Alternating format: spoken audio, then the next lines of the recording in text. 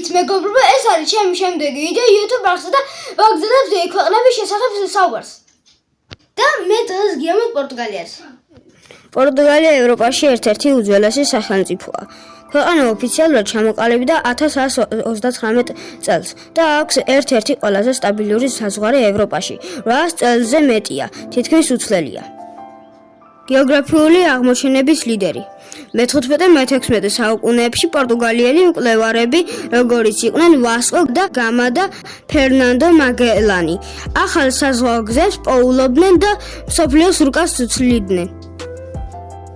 პორტუგალიური ენა მსოფლიოში ფართოდ არის გავრცელებული.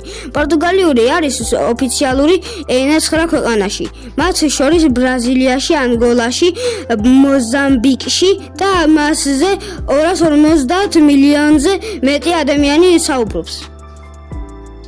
ფეხბურთი პორტუგალიაში ეროვნული გატაცებაა. სპორტი პორტუგალიის კულტურის განუყოფელი ნაწილია. ქვეყნის ყველაზე ცნობილი ფეხბურთელი კრისტიანო რონალდუ ერთ-ერთი უდიდესია ისტორიაში. პორტუგალიის ნაკრებმა 2016 წელს ევროპის ჩემპიონატი და 2019 წელს ერთა ლიგა მოიგო. ევროპის უძველესი წიგნის მაღაზია ლისაბონშია. ლიბრარია ბერტრენჯი, რომელიც 1732 წელს გაიხსნა. გინესის რეკორდების წიგნშია შესული, როგორც მსოფლიოში უძველესი მოქმედი წიგნის მაღაზია. თუ მოგწონთ ვიდეოები ქვეყნების შესახებ, არ დაგავიწყდეთ გამოიწეროთ ჩემი არხი. კარგად!